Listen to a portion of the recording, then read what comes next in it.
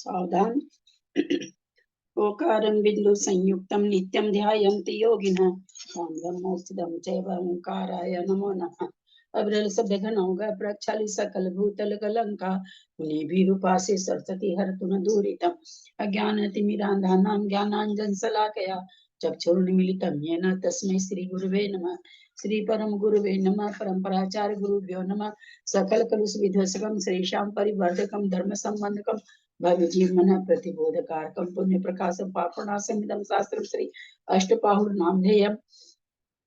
हास्य मूल ग्रंथ करता है श्री सर्वज्ञ देवास्तद उत्तर ग्रंथ करता है श्री गंधर देवा प्रतिगंधर देवा तेषां वचन साता मासाद्य श्रीमत कुंद कुंदाचार्य ने विरचितम शास्त्रम सर्वतार सावधान ते शृण्वन्तु मंगलम भगवान वीरो मंगलम गौतम गणी मंगलम कुंद कुंदाद्यो जैन धर्मोस्तु मंगलम सर्वमंगल मांगल्यम सर्व कल्याण कारकम प्रधानम सर्वधर्मानां जैनम जयतु शासनम जैनम जयतु शासनम जैनम जयतु शासनम सरस्वती नमस्तुभ्यं वरदे कामरूपिणी विद्यारंभं करिष्यामि सिद्धिर्भवतु मे सदा।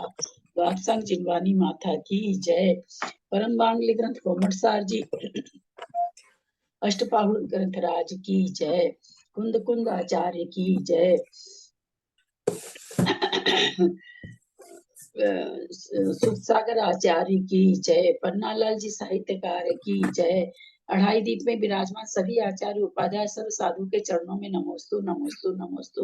सभी यारिका माता जी के चरणों में बंदामी बंदामी बंदामी। सभी छुल्लक छुल्लिका एलक के चरणों में इच्छामी इच्छामी इच्छामी। सभी प्रतिमाधारी के चरणों में ग्रुप में विराजमान अंजना जी के चरण और भी जो प्रतिमाधारी हों सबके चरणों में वंदना वंदना वंदना। ग्रुप में विराजमान सभी पूज्य जनों का सादर चरण स्पर्श सभी से सादर जय जिनेन्द्र। दीर्घवृत्त सूत्र बोधाख्यम भाव मोक्ष समालयम तट प्रावृतमिति प्राहुर कुंद कुंद गुरुदितम काउ नमोकारम दिनवर वसह सबढ़माणस दंसनमगम गोचामी जहाँ कमम समा।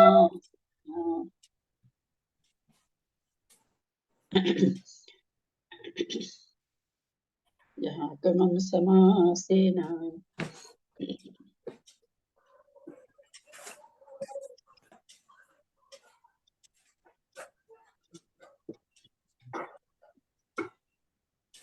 नमियो न जिन वरिंदे नरसुर भवनिंद वंदिये सिद्धे ओचामी भाव पाहुड ममसे से संजदे सिरसा सादर प्रण।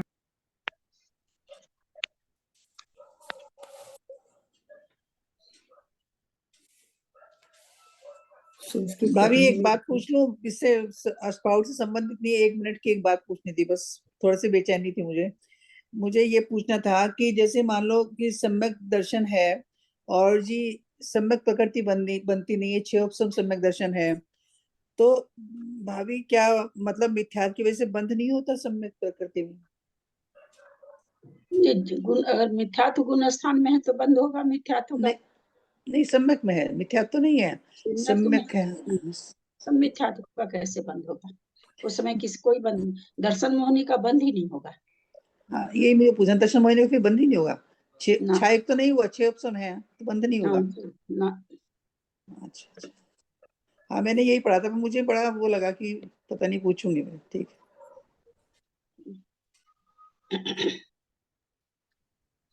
कल इसका संस्कृत नहीं बता, पढ़ना है क्या ये आगे? पढ़ लीजिए। 107 नंबर का था काम। हिंदी तो हो गया था, संस्कृत नहीं बता। पढ़ू मैं संस्कृत? हाँ संस्कृत में हुआ था। हाँ करिए। इति पूर्वोक्त तीर्थंकर पद प्राप्तम क्षमा फलम ज्ञात्वा विज्ञाय। हे ज्ञानी जन, पूर्वोक्त जो तीर्थंकर पद को प्रदान करने वाला है क्षमा फल, क्षमा उसको तुम जानो। हे क्षमा गुण चतुर्शीति शत सहस्र गुणान। ये क्या 84 लाख गुणों के मध्य हुआ क्या? चतुर्शीति 84 लाख गुणों के बीच में प्रधान क्षमा गुण सबसे प्रधान क्षमा गुण है। हे मुनि क्षमस्व, क्षमा करो। क्षमस्व मतलब यही है ना, क्षमा करो।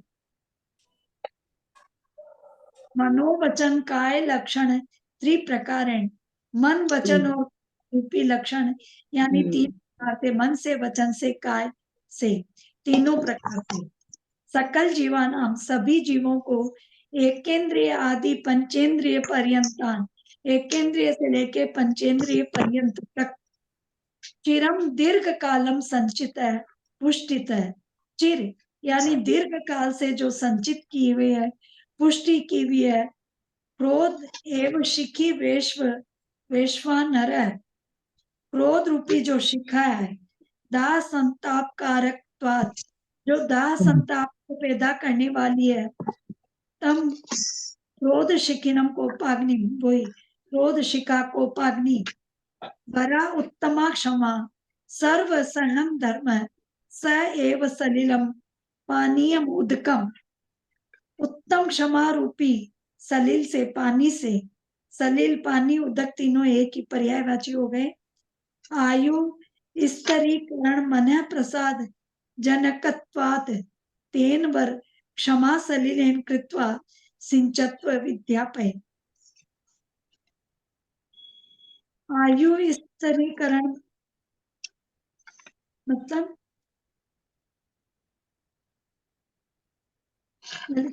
आयु स्थिरीकरण क्या आ गया यहाँ? एक मिनट, निकला बनी, एक मिनट। आयु स्थितिकरण मन प्रसाद जनकत्वात्, तेन वर क्षमा लेना कृत्वा सिंचतम। इसके आगे सिंचतम के बाद क्या है? इसके बाद है विद्याप्य, विद्याप्य।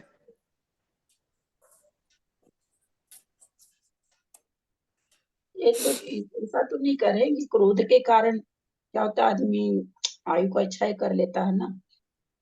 आयु स्थिति करण, आयु की स्थिति करने में जो मन प्रसाद, मन जो मन को प्रसाद मन प्रसन्नता जनकत्वात्, प्रसन्नता को उत्पन्न करने के कारण, तेन माने वह, वर क्षमा मतलब उत्कृष्ट क्षमा जल कृत्वा सिंचत्वा, सिंचो करो। यहाँ आयु स्थितिकरण वही है, क्रोध में आकर के कर लेता न भाई घात वात, उसके लिए कह रहे हैं कि जो क्षमा रूपी जल है, मन को प्रसन्न उत्पन्न करने वाला है, आयु को स्थिर करने वाला है। आकृष्टो हम हति नैव हतिवान विधा कृत है, मारी तो न हतो धर्मी मदियो ने न बंधुना। वो तो वही है ना, वो दूसरों के द्वारा अगर कोई गाली दे तो वो मुनि मन में विचार करते हैं कि इसने मुझे गाली तो दी है, मुझे मारा तो नहीं है।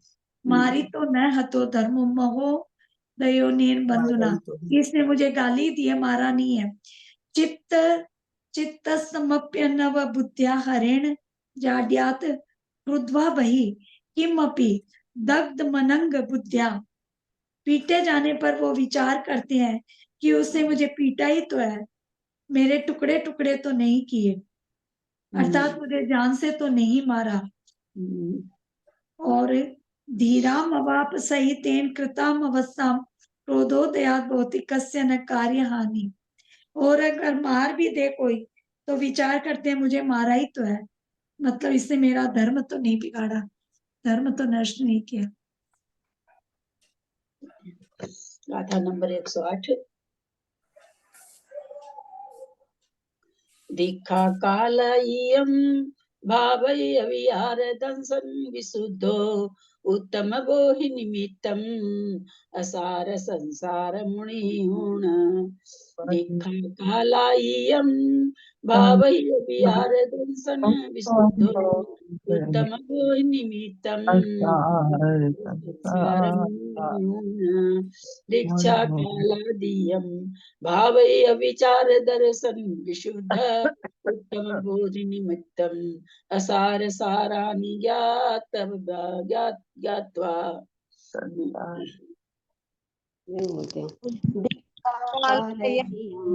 भावीय विहार दंसन विशुद्धो उत्तम बोहिणी मित्तम असार संसार मुनिगुण।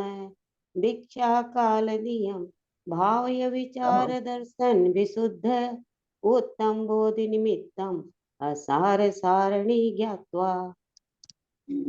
क्या कह रहे हैं? अविचार माने हे विचारहीन, हे विचारहीन, अविचार। आप म्यूट हो गए दीदी। आप दीदी दीदी आपकी आप आवाज म्यूट हो नहीं गए। आ रही है दीदी, आप म्यूट हो गए हो।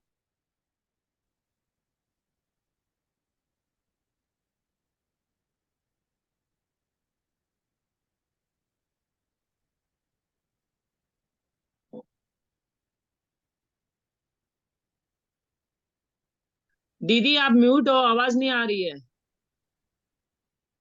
हो सकता है दीदी फोन आ गया होगा, शर्मिला दीदी फोन आ गया होगा शायद। आप मेरे को दीदी मत बोलिए, मैं बहुत छोटी हूँ। सभी महान है। विजया दीदी आजकल वीडियो क्यों नहीं रहता आपका? जाता फिर क्या है, सुनाई नहीं आता अच्छे से, नेट का प्रॉब्लम हो जाता, इसलिए अच्छा, मैं वीडियो चालू ही नहीं करती। वो अच्छा नहीं लगता आपको देखे बिना? कोई बात नहीं, सुन तो रहे अपन एक दूसरे को। मैं तो बहुत सीखती हूँ आप सबसे। आपकी आवाज तो हजारों में सुनने पहचान से में आ लगता जाती है, है। ऐसा लगता है कि आपसे फोन से बात कर रहे हैं। हाँ वही। और फोटो दिखते तो लगता है सामने से बात कर रहे हैं। कोई बात नहीं ना दीदी, बात तो कर ही रहे, बात तो कर ही रहे। जी जी, सभी को सादर प्रणाम करती हूँ, सादर जय जिनेन्द्र।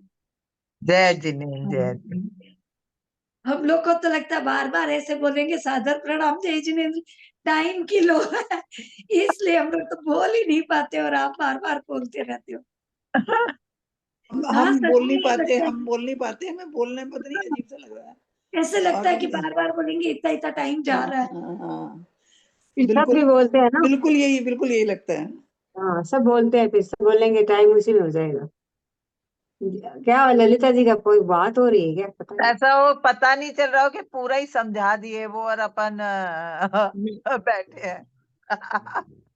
हाँ, पता तो करना चाहिए एक बार। हम जब आपस तक में ही आता बातें कोई करते कर रहते लो हैं। ना, उनका इसी कोई गाथा फोन का। आ गया नहीं, होगा, कोई फोन ही फोन आ आ गया गया होगा। होगा। दीदी अगर एक मतलब दोहा पूरा होने के बाद तो वो सोचेंगे ना कि जवाब नहीं आ रहा सामने से, तो नहीं, अब बोलेंगे। है भी गाथा का नहीं ना, उच्चारण कर लो पिक्चर ना एक अभी बार है भी नहीं सामने। अपनी आवाज तो उनके पास जा ही रही है ना, अपनी आवाज तो उनके हाँ पास जा ही रही है ना। इसी हाँ, गाथा अब का है एक भी दो लोग नहीं। उच्चारण कर लो ना, इसी गाथा का जब तक। दिक्का कालायम भावै अवियार दंसन विशुद्धो उत्तम बोहि निमित्तम असार संसार मुनियूण दीक्षा देखा कालई, कालायम बोलो। दीक्षा कालादीयम भावै अविचार दर्शन विशुद्ध उत्तम बोधि निमित्तम असार साराणि ज्ञात्वा। देखा काल इयं भावहि अविहार दंसन विशुद्धो उत्तम वो ही निमित्तम असार संसार मुनिऊन दीक्षा कालाद्य भाव्य अविचार दर्शन विशुद्ध उत्तम बोधि निमित्तम असार साराणि ज्ञात्वा। दीक्षा कालयं भावै अवियार दंसन विशुद्धो उत्तम मोहिनिमित्तम असार संसार मणिऊण दीक्षा काल दियम भाव अविचार दर्शन विशुद्धि उत्तम बोधि निमित्तम असार साराणि ज्ञात्वा। कालायम भावै अवियार रसन विशुद्धो उत्तम बोई निमित्तम असार संसार मुनि दीक्षा का भावी अविचार दर्शन विशुद्ध उत्तम बोधि निमित्तम असार सारणी ज्ञात्वा। दिक्का कालै भावै अवियार दंसन विशुद्धो उत्तम बोहिनिमित्तम असार संसार मुनियूण दीक्षा कालदियम भावय विचार दर्शन विशुद्ध उत्तम बोधि निमित्त असार साराणि ज्ञात्वा।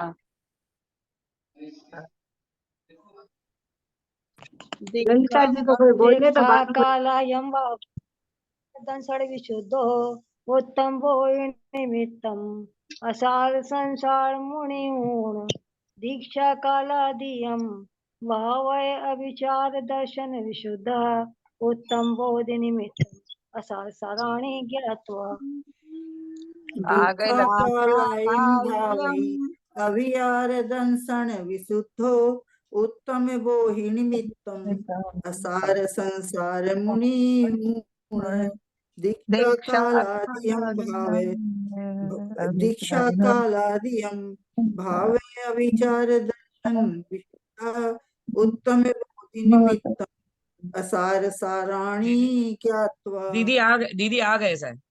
हाँ आ गए। आगे तो अच्छा।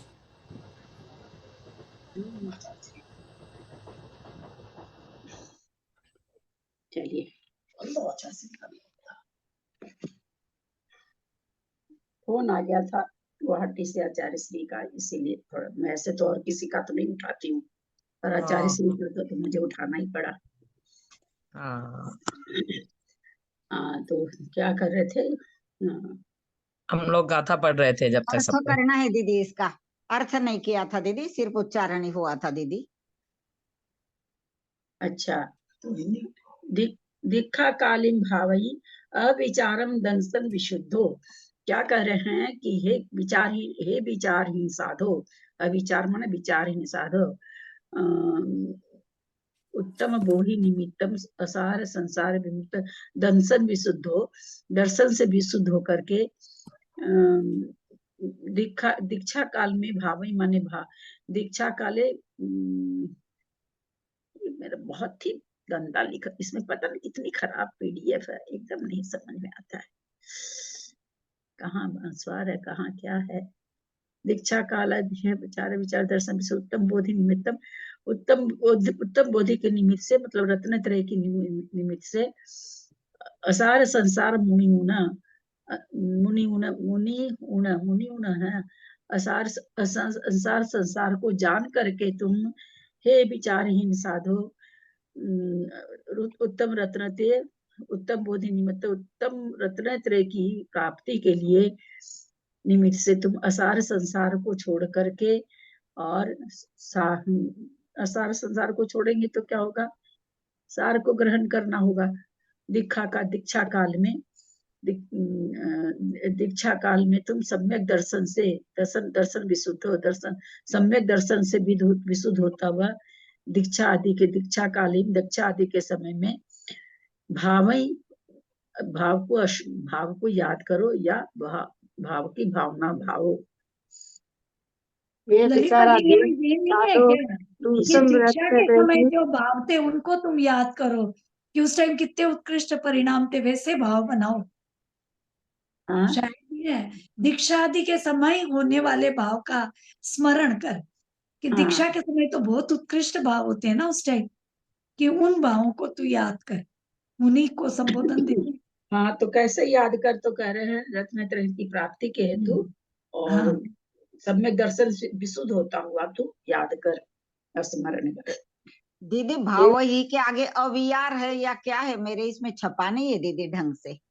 अवियार है, अवियार अवियार या है ना जी। जी विचारहीन साधो जी। ये बेचारा एक साधो तू हे उत्तम रत्न विचारहीन की प्राप्ति के निमित्त असार और सार को जानकर सम्यक दर्शन से विशुद्ध होता हुआ दीक्षा आदि के समय होने वाले भाव का स्मरण कर। विशेषार्थ, दीक्षा लेते समय इस जीव के परिणामों में बड़ी निर्मलता होती है। उस समय यह सोचता है कि आज से लेकर अब मैं स्त्री का मुख नहीं देखूंगा, क्योंकि स्त्रियों में रागी होकर ही मैं अनादिकाल से संसार में भ्रमण करता हुआ अनचाहे दुखों को प्राप्त हुआ हूँ।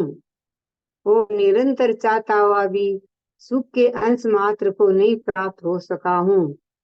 जैसा कि कहा है, अज्जा हे आत्मन, तूने विकल्पों में मूढ़ होकर जन्म के प्रारंभ से ही पहले अजा कृपाणीय न्याय का अनुसरण किया है।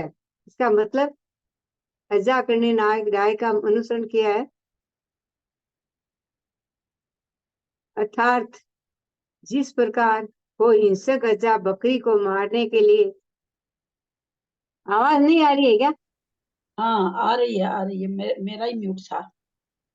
ओ, अर्थात जिस प्रकार कोई हिंसक अजा बकरी को मारने के लिए शस्त्र खोज रहा था, परंतु शस्त्र के न मिलने से विवश था।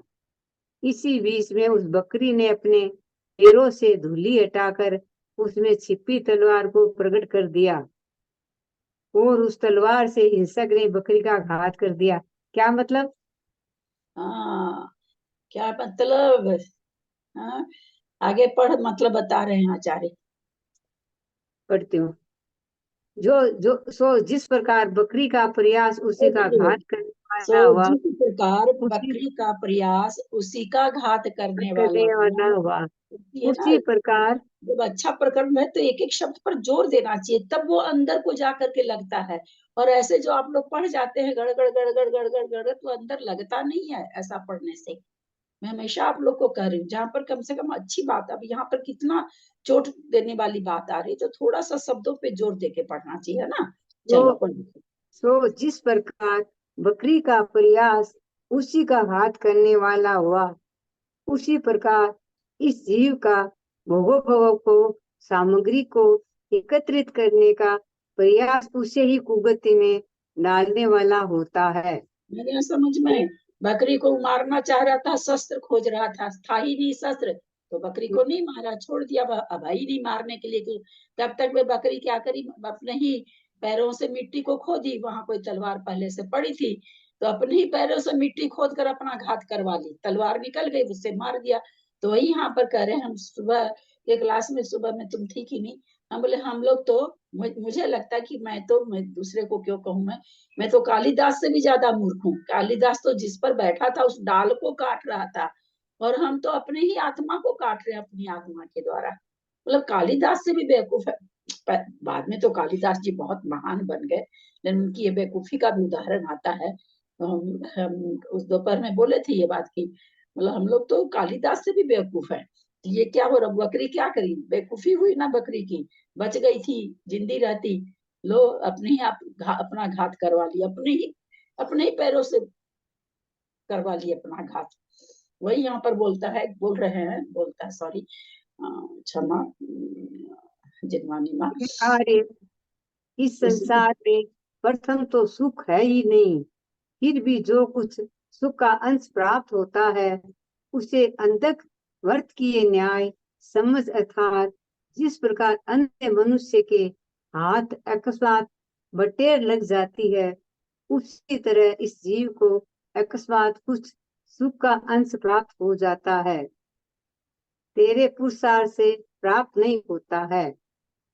और भी कहा है, संसार के मध्य नरकादि गतियों में जो तूने ऐसे दुख की जो स्मरण करने में आते ही अत्यंत उद्वेग करने लगते हैं, भोग्य हैं, वे यूं ही कह रहे हैं, उनकी चर्चा छोड़, अभी तू उसी एक दुख का स्मरण कर जो तूने निर्धन अवस्था में काम की बाधा से युक्त स्त्रियों को मंद मुस्कान और शुक्ल कक्षार्थ रूपी काम के शस्त्रों द्वारा हिम से दग्ध तुषार से शोभित बाल वृक्ष की तरह प्राप्त किया है। आंतक हे जीव, मन के कुछ स्वस्थ होते ही तू दुख रूपी अग्नि की लपपाती ज्वालाओं को शीघ्र धूल हो जाता है। दुख के समय तेरी बुद्धि में सद्विचार प्रस्फुरित हुए थे कि वे यदि पीछे भी दूर हो जाने के बाद फिर स्थिर रहते तो तुझे दुख होता ही कैसे।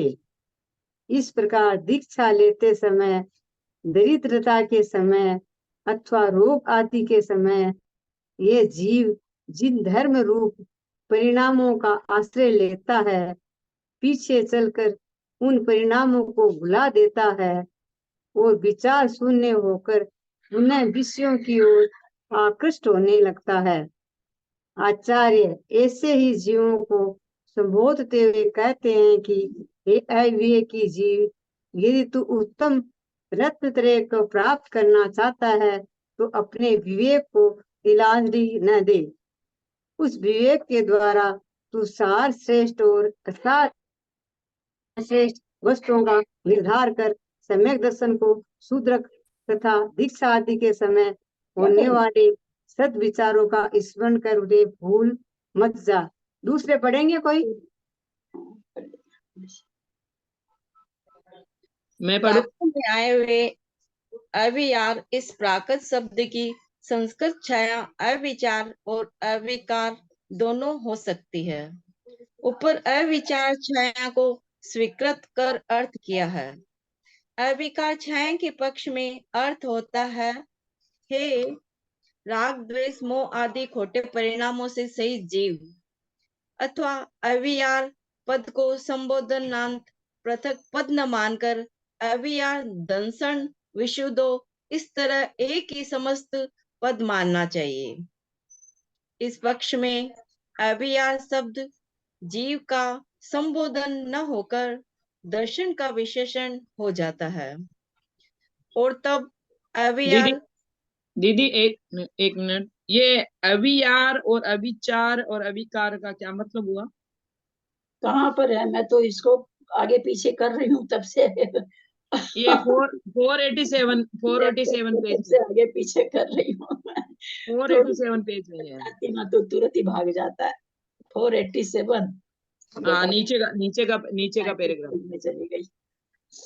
गाथा में आए हुए अविचार इस प्राकृत शब्द की संस्कृत छाया अविचार होगी और अविकार दोनों हो सकती है। संस्कृत छाया में इसको अविचार भी लिख सकते हैं, अविकार भी लिख सकते हैं, ऐसा कह रहे हैं संस्कृत के लिए। ऊपर अविचार छाया को स्वीकृत अर्थ किया, ऊपर संस्कृत में अविचार आया होगा तो कहते हैं कि उसी को स्वीकृत किया गया है।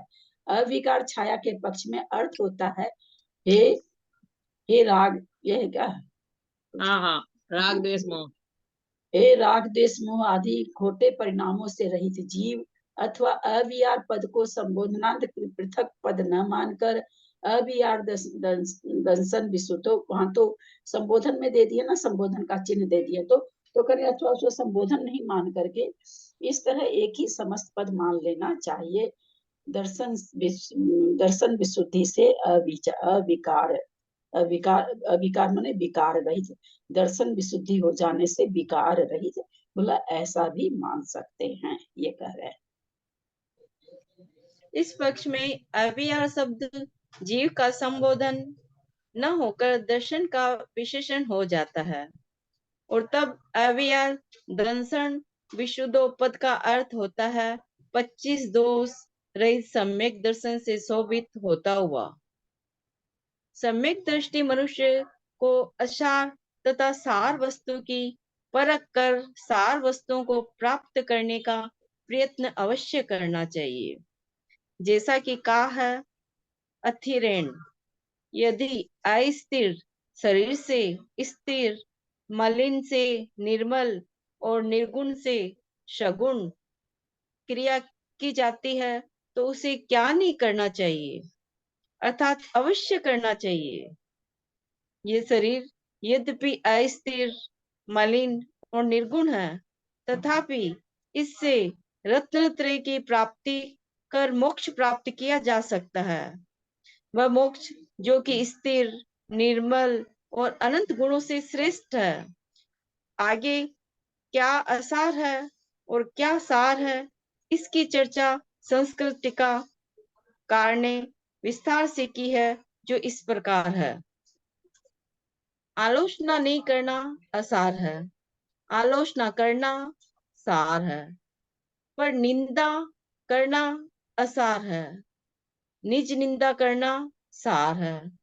गुरु के आगे अपने दोषों का नहीं कहना असार है, गुरु के आगे अपने दोष कहना सार है। प्रतिक्रमण नहीं करना असार है, प्रतिक्रमण करना सार है। विराध न करना गृहीत व्रत में दोष लगाना असार है।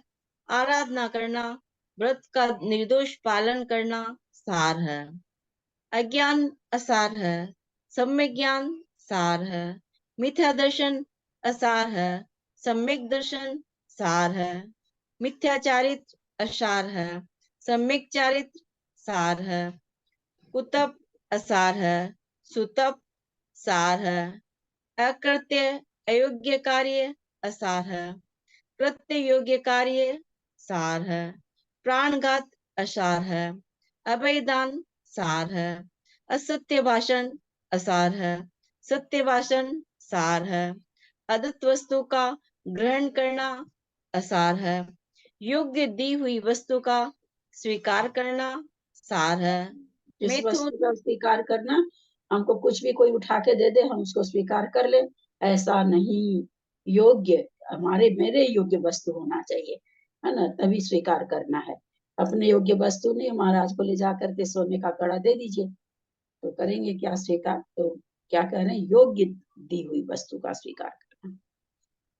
मिथुन असार है, ब्रह्मचर्य सार है। परिग्रह असार है, निर्गंतपना सार है। रात्रि भोजन असार है, दिन में एक बार प्राशुक भोजन करना सार है। एक बार आर्तरोध ध्यान असार है, धर्म और शुक्ल ध्यान सार है। कृष्ण नील और कापोतलेशा असार है। तेज पद्म और शुक्ल लेशा सार है। आरंभ असार है, अनारंभ सार है। असंयम असार है, संयम सार है। परिग्रहवान असार है। आंटी तेज माने यहाँ पर कौन सा लिए? क्या चीज? पितलेशिया। हाँ, तेज बने तेज पीतलेश्या। पद्म हाँ शुक्ल। हाँ हाँ, तेज बने पीतलेश्या। परिग्रहवान असार है, परिग्रह रहित सार है। वस्त्र सहित असार है, वस्त्र रहित सार है। केस लॉन्च नहीं करना असार है, केस लॉन्च करना सार है। स्नान असार है, अस्नान अर्थात मल धारण करना सार है। पृथ्वी पर नहीं सोना असार है, पृथ्वी पर सोना सार है। दांतोन करना असार है, दांतोन नहीं घिसना सार है। बैठ कर आहार करना असार है, खड़े खड़े आहार करना सार है। पात्र में भोजन करना असार है, हस्त रूपी पात्र में भोजन करना सार है। क्रोध असार है, क्षमा सार है। मान असार है, मार्दव धर्म सार है। माया असार है, आर्जव सार है। लोभ असार है, संतोष सार है। अतप असार है, 12 प्रकार का तप सार है। मिथ्यात्व असार है, सम्यक्त्व सार है। ये सारे गुण ये मुनियों के लिए बताए गए हैं क्या दीदी? तो मुनि के लिए होगा क्या? अपने लिए क्रोध करना सार है और क्षमा करना सार है क्या? नहीं वो अपने तो लिए ठीक मान है, करना। लेकिन जैसे आर्क वगैरह का दिया ना कि खड़े खड़े आर करना ये जो सब। चीज जो चीज मुनि में घटेगी वो मुनि में घटेगी। अब अपने लोग के लिए तो महाराज वो बुफे पार्टी के लिए महाराज कहते खड़े खड़े खाते हो, तो अपने लिए तो वो चीज, जो चीज बिल्कुल मुनि को शोभा देती है वो अपन करेंगे तो फिर तो खराब ही लगेगा ना। तो हम्म जो चीज मुनि के लायक है वो मुनि पर घटेगा, जो मुनि के लायक। अब जैसे ये कह रहे हैं कि स्नान असार है, स्नान मल धारण करना सारे, तो ये मुनि के लिए। आज अपने लोग अगर स्नान नहीं करें तो पूजा पाठ ही नहीं कर पाएंगे। तो इसलिए जहाँ जहाँ घटेगा वहां, जहाँ जो चीज हम लोग में घटेगी वो हम लोग के लिए भी है। मुनि के लिए तो है ही सारा, मुनि को तो वो संबोधन किए ही कि ये विचार सारो। तो इसलिए मुनि के लिए तो सभी है, और कोई चीज कुछ कुछ हम लोग के लिए भी है। असील असार है, सील सार है। शल्य सहित होना असार है, शल्य रहित होना सार है। अविनय असार है, विनय सार है। अनाचार असार है, आचार सार है। मिथ्या मार्ग असार है, जिन मार्ग सार है। अक्षमा असार है, क्षमा सार है। आंटी गुप्त क्षमा सार है, 2 बार आ गया। एक क्रोध के लिए आ गया, क्रोध के साथ आ गया, क्रोध करना सारे क्षमा सारे, अभी यहाँ पर अक्षमा के साथ हो गया। यहाँ पे अक्षमा माने क्या लिए? क्षमा नहीं करना, क्रोध तो थोड़ी दूसरी चीज हो जाती है ना। क्षमा, कोई किसी से गलती हो गई हमारे प्रति, तो उसके प्रति क्षमा का भाव, क्रोध नहीं है, लेकिन हम उसको क्षमा नहीं कर पाएंगे, उसने बहुत खराब किया मेरे साथ, हम उसको कभी भूल नहीं पाएंगे। क्रोध एक दूसरी तो चीज क्रोध हो होने के कारण अक्षमा करते हैं ना? हाँ, क्रोध होने पर ही अक्षमा करते हैं ना, क्षमा नहीं करते हैं। क्रोध क्रोध तो हो गया कि आप वचन के द्वारा या अपनी काया के द्वारा क्रोध को प्रदर्शित कर देना, और जो ये है अक्षमा है, ये मन से होती है ना, मन के अंदर आप क्षमा नहीं कर रहे हो, अब वो शरीर से और वचन से हो जाता है। क्रोध वाली चीज मन से और वचन से और काय से होती है, क्षमा वाली चीज मन से होती है। अगुप्ति असार है, गुप्ति सार है। अमुक्ति संसार है, अमुक्ति संसार असार है, मुक्ति सार है। असमाधि असमाधि असार है, समाधि सार है। ममत्व असार है, निर्मत्व सार है। जिस विषय सुख का उपभोग किया है वह असार है, और जिसका उपभोग नहीं किया है वह सार है। इस प्रकार सार असार के स्वरूप को उपभोग जानना से चाहिए। मतलब, उपभोग से मतलब मतलब जो चीज हमारे, जैसे चक्रवर्ती पद का, नारायण पद का हमने भोग नहीं किया तो सार हो गया क्या? वैसा नहीं लगाना है ना। विषय वस्तु हमारे घर में बहुत सारी है, नहीं हम अपने मन को रोक लिए, अपने मन पर संयम धारण कर लिए, हम उसका उपभोग नहीं किए, है ना। उसको लगाना, ऐसा नहीं लगाना कि जो वस्तु हमने आज तक भोगी नहीं, चाहे इस पर्याय में नहीं भोगी तो वो हमारे लिए सार हो गया, नहीं, मिली नहीं इसलिए नहीं भोगे, है ना। तो यहाँ पर ऐसे समझना अपने लोग को। आंटी जी मुक्ति और समाधि दोनों एक से है ना आंटी जी? समाधि तो मुक्ति के पहले, समाधि पूर्वक मुक्ति होती है ना, ध्यान पूर्वक कहिए, समाधि पूर्वक कहिए, जो भी। मुक्ति अलग चीज है ना, समाधि अलग चीज है। समाधि मरण तो बहुत लोगों का हो रहा, मुक्ति थोड़ी हो रही है सबकी। अभी कितने अच्छा, मुक्ति माने वो मोक्ष जा रहे हैं। हाँ, मुक्ति मतलब मोक्ष जाना। दीदी गाथा पढ़िए। संस्कृत करेंगे, आप ही हैं करने वाले, मुझे मंजू जी तो दिखी नहीं अभी तक, सामने तो नहीं नहीं दिखी तो है। इसका इतना बड़े का क्या करें, ये तो इजी था अभी तो। हाँ, है तो बहुत इजी। हाँ, रहने दीजिए। ठीक है, या शायद शुरू शुरू वाला कर देते हैं, वो उतना ही। जैसे आपका मन करे, क्योंकि नहीं, मैं तो आप जैसी आज्ञा दें। नहीं, आपका जैसे, क्योंकि मैं तो करूंगी नहीं इतना ना, उतना मेरा गला काम नहीं करता, मेरे को लगता है जो चीज मेरे को बतानी है मैं वही बताऊं, अब बीच करो बीच में करूं। दीक्षा काले खलु जीवस्य परम वैराग्यम भवति। दीक्षा के समय जीवों का परम वैराग्य भाव निश्चय से होता है। दीक्षा कालम आदिर्यस्य रोगोत्पत्ति प्रभृति कालस्य स दीक्षा कालादि दीक्षा कालादौ भवो दीक्षा कालादियो भावस्तम दीक्षा कालदियम निज परिणाम विशेषम हे जीव। दीक्षा काल में मतलब जो बार बार वही वो रिपीटेशन तो है, पर ये रोगोत्पत्ति एक शब्द को 3 बार लिखते हैं असल में, एक वही शब्द तो। को 3 बार लिखते हैं। हाँ, तो उससे ये क्या होगा? रोगोत्पत्ति प्रभृति काल से क्यों लिखा है? हाँ, ये रोग की उत्पत्ति। दीक्षा कालम आदि यस्य रोगो उत्पत्ति प्रवृत्ति काल से, जिसके रोग की प्रवृत्ति के काल से, स दीक्षा कालादि भवो दीक्षा कालादियो भावतम दीक्षा कालादियम।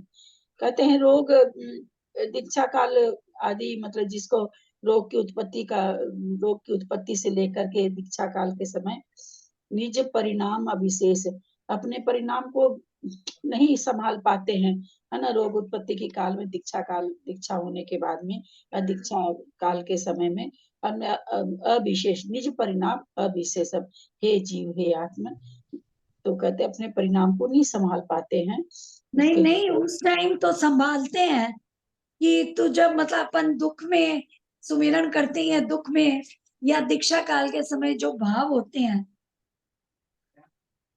अच्छा, रोग की उत्पत्ति होती है तब तो अपन स्मरण करते हैं ना भगवान का, सुख में भूल जाते हैं। मेरी समझ में यही है। हो नहीं सकता आया भी था ये। हो सकता है। चलिए, हाँ वैसा दीक्षा कालम ये आदि ना दीक्षा लेते समय, दरिद्रता के समय अथवा रोग आदि के समय यह जीव जिन धर्म रूप परिणामों का आश्रय लेता है, पीछे चलकर उनको भुला देता है। और नीचे देखते हैं क्या उनके आंटी काम। जी उसमें दीक्षा काल आदि 2 बिंदु दिया हुआ है, इसमें दीक्षा काल है 2 वो की मात्रा दिया हुआ है, यहाँ पे काल दियो दिया हुआ है। फर्क क्यों है आंटी जी? ये इतना मत उसमें जाओ, एक ही एक वर्ड है बार बार। तो भी उसका इसमें ई की मात्रा 2 बिंदी है, इसमें वो की मात्रा है, इसमें दियो है। तो उसने तो ये जीव तुम्हारे परिणाम जो थे, हे चैतन्य, हे मुने, त्वम भावै तम परिणामम त्वम स्मर। तो उस समय जो भाव थे उनको तुम स्मरण कर। यद मध्य प्रवृत्ति वनिता मुखम न पश्यामी, कि मैं आज से लेके अब कभी स्त्री का मुख ही नहीं देखूंगा। वनितासु रक्तो अहम अनादि काले संसारे पर्यटितो। वनिता में मतलब आसक्त होता हुआ तुमने अनादिकाल से संसार में भ्रमण कर रहा है। वांछित में वो दुखम प्राप्त, और भयंकर दुखों को प्राप्त हो रहा है। अहर्निशम आकांक्षा न पी सुक्लेशम न लब्धवान। रात दिन उसी की आकांक्षा में रहता है और लेश मात्र भी सुख को प्राप्त नहीं कर पाता है। फिर तो बकरी वाला वो है, बकरी वाला है। ये रहने दीजिए, अब तो वही है सारा। हाँ, अब तो वही आ जाएगा वो सारा। हाँ रहने दीजिए, वो वही है। हाँ रिवीजन हाँ। कर देते हैं उनका। गाथा लेते हैं आगे आगे की, बहुत ही बड़ा है।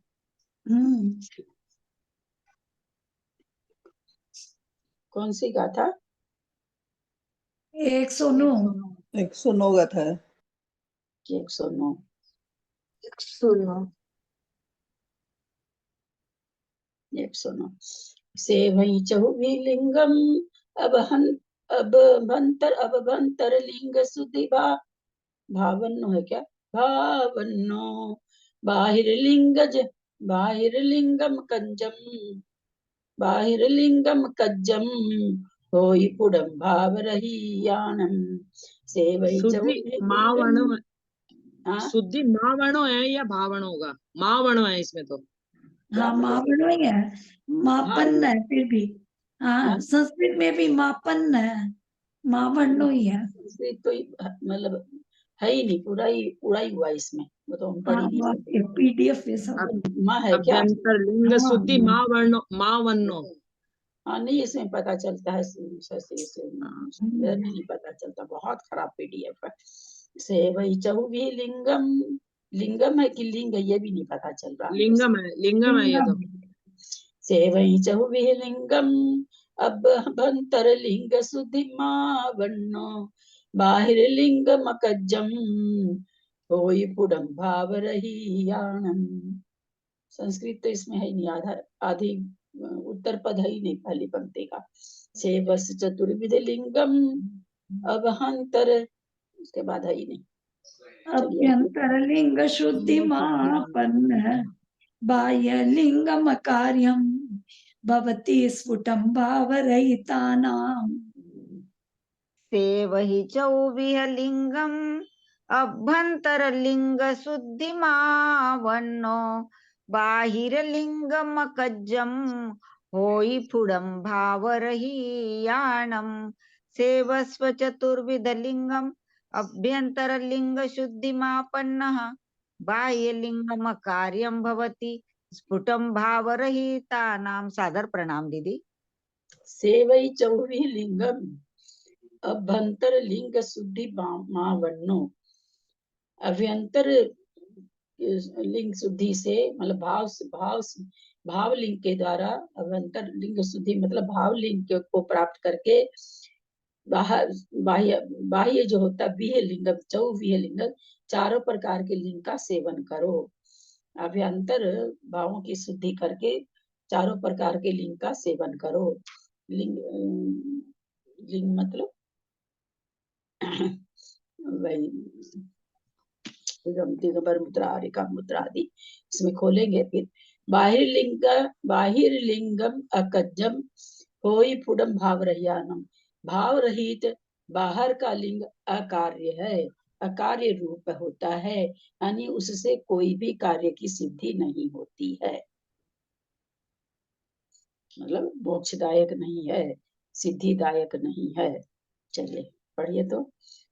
गाथार्थ। गाथार्थ, हे मुनि, तो भावलिंग की शुद्धि को प्राप्त होता हुआ बाह्य चार प्रकार के लिंग को धारण कर भाव रहित मुनियों का द्रव्य लिंग निश्चित ही अकार्य कर है, मोक्षदायक नहीं है। विशेषार्थ, अभ्यंतर लिंग का अर्थ जिन सम्यक्त्व है, मुनि को सर्वप्रथम उसकी संभाल करना चाहिए।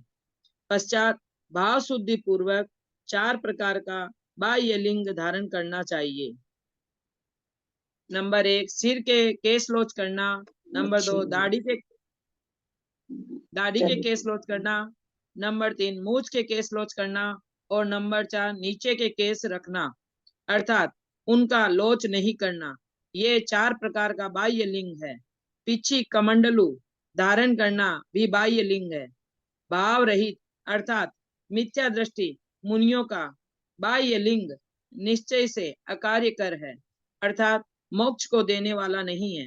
यद्यपि द्रव्यलिंगी मुनि नवग्रवेक तक उत्पन्न होते हैं, तथापि देवपद पाना मुनि का लक्ष्य न होने से उसकी वहां विवक्षा नहीं की गई है। चलिए संस्कृत लीजिए, इसका तो छोटा सा है। से वस्त्र हेम, विवक्षा माने विवक्षा चतुर्विधम लिंगम शिर केश मुख श्मश्रु लोचो अध केश रक्षणम। सेवस्व मतलब क्या हुआ? सेवन करो, आत्मने पद है, इसलिए आप लोग को ये लग रहा है मुनि सेवन करो, धारण करो, सेवन करो, सेवस्व।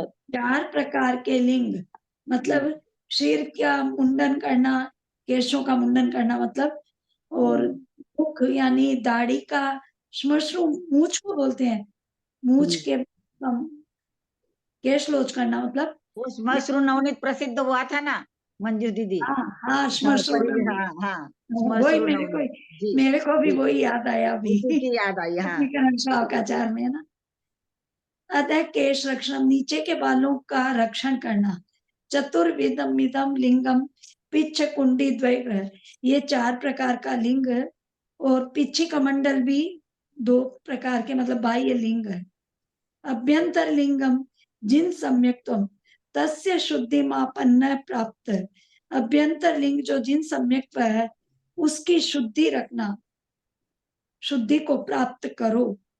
बहिर्लिंगम पूर्वोक्तम चतुर्विध लिंगम अकार्यम मोक्षदायकम न भवति, बाहर के जो चारों ऊपर बताए हुए लिंग है वो लिंग मोक्ष पाने में कार्यकारी नहीं होते हैं। अकार्यम भवति अकार्यकारी है।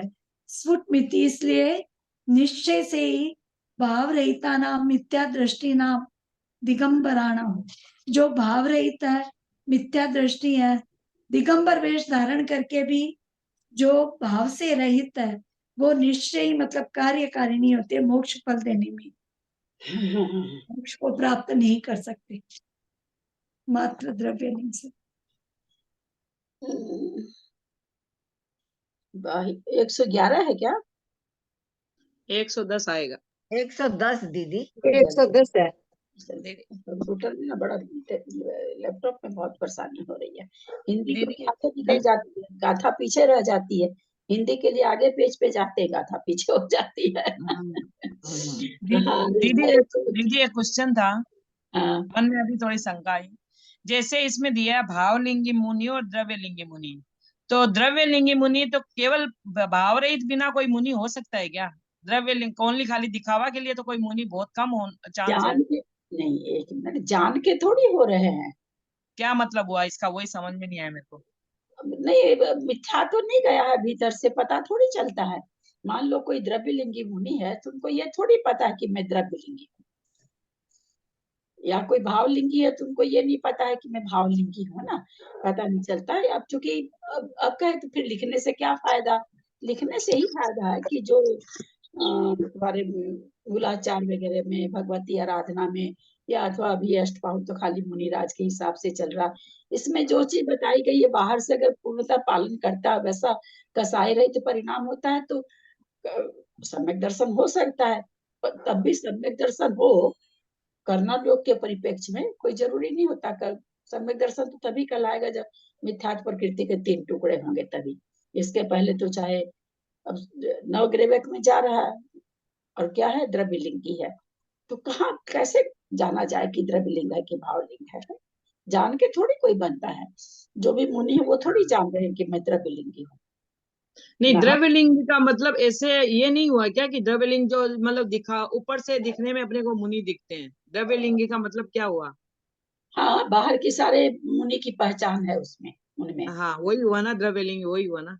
है कि नहीं है, न वो खुद जानते हैं न हम जानते हैं, केवली भगवान के गम में है।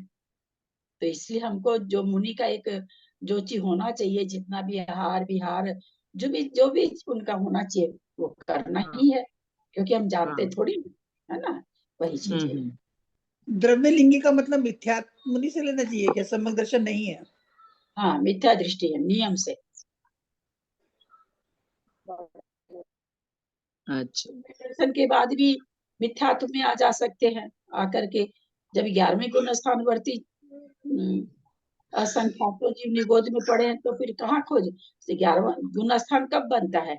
गुण स्थान बाहर के लिंग से बनता है कि भीतर के लिंग से बनता है? भीतर से भीतर बनता के है। लिंग से गुणस्थान तो दीदी, भाव से, गुणस्थान गुणस्थान तो भीतर के भाव लिंग से से, बनता है, भाव से ही भाव बनता से है। भीतर बनेगा के तो लिंग से ही बनता है। इसीलिए तो पूछ रहे भीतर के लिंग से बनता है कि बाहर के लिंग से बनता है? भीतर के भीतर के लिंग लिंग से, से, के भीतर के से। लिंग से होगा ना भीतर के गुणस्थान। लिंग से बनता है।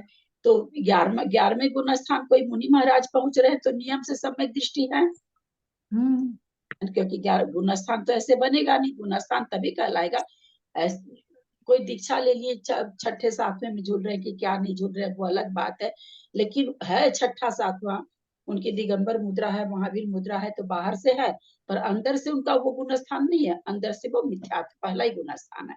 अगर सम्यक तो नहीं है तो बाहर से ठीक है। तो उसी तरह से अगर कोई 11वें गुण स्थान में है तो निश्चय रूप से सम्यक दृष्टि है ना, क्योंकि जब ये कहा जा रहा है कि गुण स्थान ही नहीं बनेगा जब तक सम्यक नहीं होगा, बाहर से वेश धारण करो तो करो, ठीक है, बाहर से हम लोग जानते रहेंगे। मुनि महाराज को क्यों लो, माता जी को लो, जो प्रतिमा धारी है सब आ गए उसमें, बेचारा केवल उसमें मुनि महाराज की बात नहीं है। हाँ नहीं, वो तो सभी आ गए। प्रतिमा ले ली हमने, 10 ले ली, 8 ले ली, 7 ले ली, अंदर से सम्यक तो हुआ ही नहीं है। अच्छा। केवली गम है तो वो मिथ्यात्व में है। बाहर से सारा चारित्र बहुत कठिनता से, बहुत विशुद्धि पूर्वक चारित्र का पालन करते हुए भी अंदर से सम्यक दर्शन हो ये जरूरी नहीं है, वो एक अलग चीज है। वो ये दर्शन मोहनी है, वो चारित्र मोहनी है, दोनों प्रकृतियां अलग अलग है। तो उसी तरह से कि कोई 11वें गुण स्थान में पहुंचे हैं कोई मुनि महाराज, तो निश्चय से ही सम्यक दृष्टि है तभी पहुंचे हैं, क्योंकि हम क्या जानते हैं कि बिना सम्यक दर्शन के बिना तो आगे के गुण स्थान बनेंगे ही नहीं। वैसे मुनि महाराज भी असंख्यातों निगोद में पड़े हैं, तो इसलिए सम्यक दर्शन के सहित भी कोई मुनि महाराज है तो मिथ्यात्व में जा सकते हैं। अगर छाई सम्यक दर्शन नहीं है तो छाई को जाने पर नहीं जाएंगे, छाई के नहीं है तो मिथ्यात्व में जा सकते हैं। पर मतलब ललिता जी ये सम्यक जरूरी नहीं है कि मुनि बन गए तो मतलब सम्यक दृष्टि हो गई, ये कोई जरूरी नहीं है।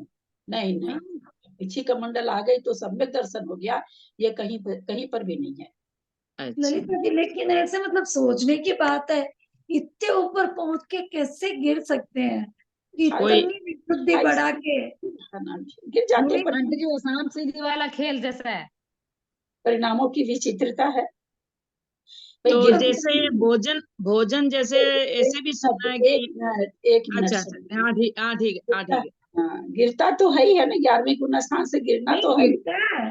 एक सम्यक दर्शन है तो चौथा तक बेसी से बेसी गिरेगा, नहीं छठा सातवां में भी रह जाएगा, छायोपसमिक से गिरा तो छठा सातवां में रह सकता है, चौथा में भी रह सकता है। मिथ्यात्व का उदय आ गया तो पहले में भी आ सकता है ना। नहीं, वहां मैं तो तो बोल रही हूँ कि इतने विशुद्धि बढ़ा के फिर कैसे क्या काम पर है? इतने ऊपर तक जाते हैं तो वो लोग वापस से भी ऊपर जल्दी जाने की क्षमता तो रखते हैं, मतलब हाँ हाँ वो दो बार उपसम होता है ना, उपसम सम्यक दृष्टि वापस निश्चित रूप से सम्यक प्राप्ति करते हैं ना। आपका सुमन जी, मैं आपकी बात का उत्तर देती हूँ पहले एक कि मैं, मिनट पहले पूरा ये समझ लीजिए। सरिता जी क्या कहे आप? सरिता जी मैं कह रही हूँ कि जो इतने ऊपर तक चले जाते हैं और हैं, अगर नीचे तक आ भी जाते हैं तो वापस से विशुद्धि होने पर वापस जल्दी से भी ऊपर जा सकते हैं ना वो लोग। कुछ भी उसी भाव से दोबारा छाई सम्यक दर्शन कर लिए, आगे पढ़ना हाँ छाई साड़ी सम्यक दर्शन कर लिए, मोक्ष चले गए। या दोबारा उपसम छाई सम्यक दर्शन करके उपसमी श्रेणी वापस चढ़े, फिर नीचे उतर गए, फिर छाई सम्यक दर्शन प्राप्त करके फिर मोक्ष चले गए। संभावना कुछ भी बन सकती है। ये मतलब ये नहीं कहा जाता कि होता ही है, ऐसा हाँ हो सकता है, ये कहा जा रहा होता ही, ये नहीं घटाना है ना। नहीं तो विख्यात मुनि 11वें गुण स्थान वाले निगोध में ऐसे ही थोड़ी पढ़े हैं। ठीक अच्छा, है, जो सम्यक दृष्टि नहीं हो पाते वो उनको थोड़ी मिथ्या दृष्टि थोड़ी बोल सकते हैं। तो क्या क्या बोलेंगे? मैं और वही समझना चाह रही हूँ कि सम्यक दर्शन नहीं हुआ जब तक हम सब मिथ्या दृष्टि है, ऐसा। मिथ्या दृष्टि तो अपन ये सोचते हैं ना, गलत उसको पालते हो रहे तब अपन मिथ्या दृष्टि है, तो अपनी परिभाषा वही हुई। अपनी परिभाषा, अपनी सुनिए ना, अपनी परिभाषा ग्रहित मिथ्यात्व के परिप्रेक्ष्य में है वो, है ना, कि हम हाँ बुझ करके मिथ्या देवी देवता को नहीं पूजेंगे, हाँ करेंगे। ये हम क्या ग्रहण कर रहे हैं बुद्धि पूर्वक, है ना। एक होता अग्रहित मिथ्यात्व, वो कहाँ बैठा रहता मुनि लोग के, जो इतने मंद कसाई होकर के भी और जो सम्यक को नहीं प्राप्त कर पा रहे हैं, वो क्या होते, वो कौन होते हैं? वो ऐसे बेचारे नहीं होते, या तो वो अभव्य होते हैं पहले नंबर में, या फिर वो उनके क्या नाम, क्या कह रहे थे, अग्रहित मिथ्यात्व कहीं कोने में बैठा रहता, जिसको खुद ही नहीं पकड़ पाते हैं। वो खुद भी नहीं पकड़ पाते हैं कि मेरे मिथ्यात्व है, ऐसा मिथ्यात्व अभव्य थोड़ी होते होंगे, अभव्य भी हो सकते हैं मुनि। हाँ हाँ, क्यों नहीं हाँ होंगे, अरे क्यों नहीं होंगे अभव्य? अभव्य के मन में ऐसे दीक्षा के परिणाम होंगे। क्यों नहीं होते अभव्य के? हम कहते हैं कि ये कहीं पर नहीं लिखा कि अभव्य को परिणाम नहीं होंगे, है ना। पूरे परिणाम होते हैं हम लोग को, हमको ये अभव्य को भी। बताइए कि आप कैसे इससे निकाल सकते हैं? हम लोग तो जान गए हैं 34 बंधा अपसरण, हालांकि अभी आप लोग बहुत अच्छी तरह से नहीं जान रहे, थोड़ा तो भाव वासना आप लोग को कराया जा चुका है। 34 बंधा अपसरण तक वो आ जाता है। कौन? अभव्य। अभव्य मिथ्या दृष्टि तो है ही, कोई भी जो भी आ रहा, जो आगे 3 करण करेगा वो भी अभी तो मिथ्या दृष्टि है। वहां तक अभव्य आ रहा है, अंतः कोड़ा कोड़ी से भी कितनी स्थिति कम करके और कर्मों को उड़ा दिया, बंध से खत्म कर दिया, सत्ता खत्म कर रहा है, लेकिन फिर भी अभव्य है। अभव्य को हो रहा है अंतः कोड़ा कोड़ी का बंध। लेकिन दीदी, जैसे पहले हम लोग ऐसे ही स्वाध्याय में या ऐसे कोई चर्चा में सुने कि अभव्य जीव को धर्म एकदम ही नहीं अच्छा लगता है, धर्म सुभाषण स्वाता ही नहीं है। अभव्य को 10 पूर्व तक का ज्ञान हो सकता है, और उसके उसके प्रवचन से कहिए चाहे ज्ञान से कहिए, सुनने वाले जो भव्य होते हैं वो मोक्ष चले जाते हैं। वो अभव्य होने के कारण संसार में पड़ा रहता है। ऐसे बोलचाल में आप प्रवचन में कुछ भी बोल दो, वो सब हम नहीं जानते। प्रवचन में बहुत तरह की बातें जो नहीं बोली जानी चाहिए वैसी बातें आती है, और इसलिए अपने को किसी का प्रवचन ही नहीं सुहाता। जब अपने हाथ में क्या वो एक थी विशुद्धमती माता जी, क्या जबल उधर की बुंदेलखंड की, तो वो सारे दिन धवला जी का वो पढ़ती रहती थी। बहुत कठिन है, बहुत ही कठिन है धवला को पढ़ना। उसका जो मेन मूल जो गाथा हो, चाहे गाथा भी है और वैसे भी है, बहुत ही कठिन है। पन्नालाल जी साहित्यकार की बहन थी, तो पन्नालाल जी साहित्यकार उनको बोले कि तू कहीं आना पड़ा, के तरह पल्ला पड़ा, टीका पढ़। तो बोलती है मैं कोई पंडित को नहीं पढ़ूंगी, अपने मन से लिख देते हैं बात, मेरे को ठीक है, मैं जैसा भी पढ़ती हूँ मैं तो मूल को ही पढ़ूंगी। ये अपने सामने अब आजकल मूल ग्रंथ चल रहे हैं, तो मूल ग्रंथ में जो आ रहा है उसको आप लोग सुनो। बहुत सारी प्रवचन में धर्म में नए लोग लगते हैं, उनके समझाने के हिसाब से बोलती जाती है ना। बहुत सारी प्रवचन एक ऐसी चीज है कि उसको सुनने के लिए सब तरह के लोग हैं। प्रारंभिक लोग भी हैं, कुछ जानते वो भी हैं, जो बहुत अच्छा जानते हैं वो जल्दी से सुनते ही नहीं है, प्रवचन सुनना ही नहीं चाहते हैं कि भाई हम लोग को इसमें कुछ नहीं मिलता, समय की बर्बादी होती। तो प्रवचन में बहुत सारी चीज होती है, सिद्धांत अलग है बिल्कुल, और मुंह से कुछ भी बोल देना वो बात अलग है। उतना छोड़ तो जो छोटी छोटी किताबें निकल रही है उसमें कितनी गलतियां निकलती है। आगम से एकदम हट के किताबें छाप देते हैं लोग, क्या किया जाए, कोई उपाय नहीं है। ठीक है, जिसका जैसा। आप कुछ सुमन जी आप क्या पूछ रही थी? हाँ, मैं पूछ रही थी, उपसम सम्यक दृष्टि निश्चित रूप से क्षयिक सम्यक दृष्टि तो बनता ही है ना बाद में फिर। नहीं, कभी ना कभी तो बनेगा ही ना। उपसम सम्यक दृष्टि का, जिसको एक बार सम्यक दर्शन हो गया उसके पास वीसा पड़ा है भैया बन करके फॉरेन का। अब जब उसको जाना होगा वो टिकट बनवा लेगा। नहीं, जो 11 गुण स्थान तक पहुंच गया, जो उस श्रेणी मान ले जिसने उपसम सम्यक दृष्टि, तो वो तो फिर वो 2 बार के बाद में निश्चित रूप से सम्यक दर्शन क्षयिक बनेगा ही ना, निश्चित रूप से क्षयिक श्रेणी पर चढ़ेगा ना। एक मिनट, एक बार उपसम चढ़ के भी बन सकता है, 2 बार चढ़ के भी बन सकता है, अनंत काल रूल के आएगा फिर बन सकता है। ऐसा कुछ भी नहीं है कि 2 बार उपसम श्रेणी जो चढ़ गया वो उसी भाव में नियम से बन जाए, उसी भाव में गिर करके चला गया, निगोद में चला गया, अब सारा अर्ध पुद्गल परावर्तन पूरा कर रहा है। लेकिन वो नियम से अर्ध पुद्गल काल, ज्यादा से ज्यादा काल की सीमा क्या है? अर्ध पुद्गल परावर्तन। जिसने एक बार प्रथमोपसम प्राप्त कर लिया, उपसम श्रेणी तो बहुत ऊंची चीज हो गई, प्रथमोपसम भी जिसने एक बार प्राप्त कर लिया तो उसका इतना काल तो वो ठीक है कि ये काल भी अनंत काल है, लेकिन फिर भी बहुत छोटा, चुल्लू भर, कहते हैं ना चुल्लू भर रह जाता है। अथाह समुद्र में एक चुल्लू पानी आप निकाल लें, सम्यक दर्शन होने के बाद में इतना संसार रह जाता है। सम्यक दर्शन हुआ या नहीं हुआ ये कैसे पता चले? नहीं पता चलता। जब है ना ऐसे काल में जमा लोगी, जन्म लोगी, उस काल में कोई संजोग से वो रहें, अवधि ज्ञानी रहें, वो भी देशावधि तो बता नहीं सकते हैं, परमावधि सर्वावधि बता सकते हैं, क्योंकि क्या देखना पड़ेगा उनको? कारमान वर्गना देखनी पड़ेगी कि भाई तुम्हारे सम्यक प्रकृति की वर्गना है कि नहीं तुम्हारे इसमें, क्योंकि वो तो मूर्तिक चीज को जानते हैं, तो वो कारमान वर्गनाओं को देखेंगे कि तुम्हारे सत्ता में है क्या। देखे भाई यहाँ तो है, सम्यक की वर्गना है, तो बता देंगे कि आपको सम्यक दर्शन हो चुका है एक बार पहले, है ना। तो बाकी आपको बड़ा याद रहता है। अंकल कह रहे बताने, इसलिए बता रही हूँ, आप लोग को याद होगा, आप लोग कहेंगे कि वही बात बार बार बता देती हैं।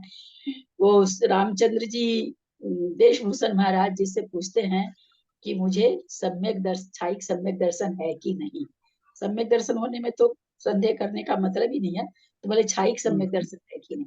तो देशभूषण मुनि महाराज क्या देखे, उनकी सत्ता में देखे कि भाई सम्यक प्रकृति की वर्गना है क्या, मिश्र प्रकृति की है क्या, मिथ्यात्व की है क्या। तो उन्होंने क्या पाया कि ये वर्गना तो है ही नहीं। तो उन्होंने कहा कि रामचंद्र जी आप तो क्षयिक सम्यक दृष्टि हो।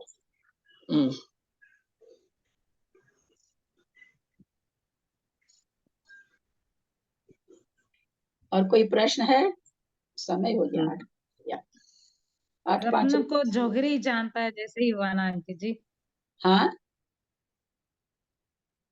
जैसे रत्न को परखता जोहरी जानता है ना, वैसे ही मतलब अवधि ज्ञान मुनि जानेंगे ना सत्ता में है कि नहीं।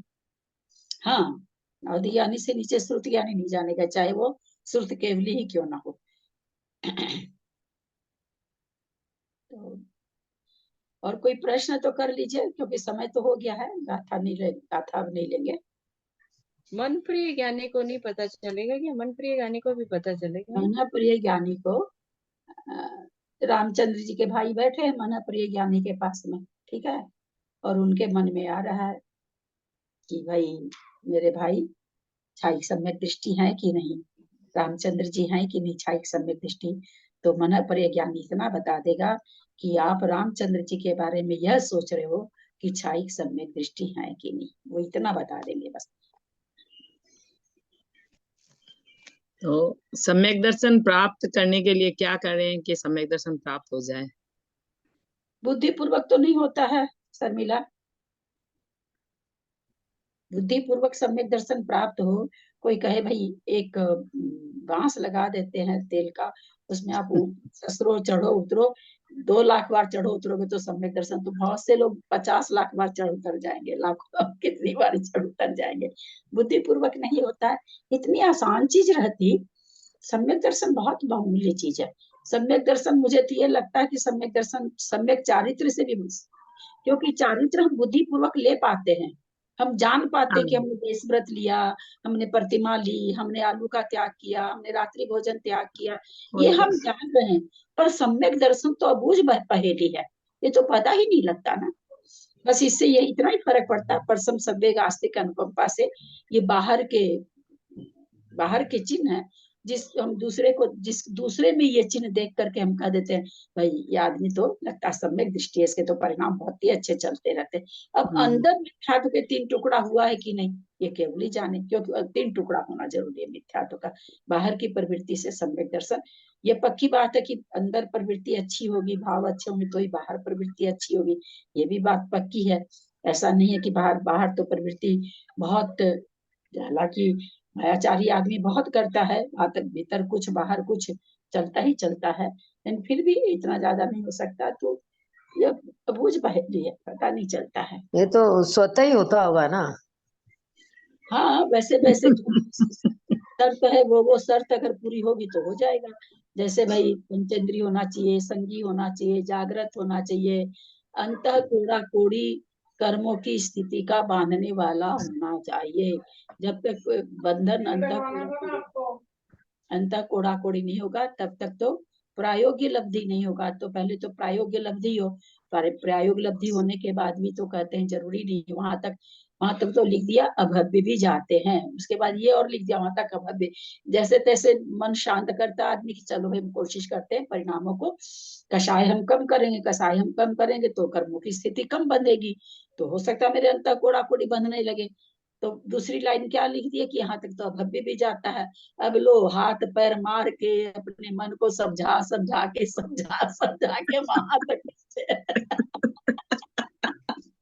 वही बात है, अभी आपने बोला ना अभव्य भी जीवी, वही वाली बात हो गई। अब ये चीजें तब हमको करना क्या चाहिए। हम यहाँ प्रमुख सागर जी का वहाँ शिविर चल रहा था बेंगलोर में, तो हाँ बेंगलोर में, तो पढ़ा रही थी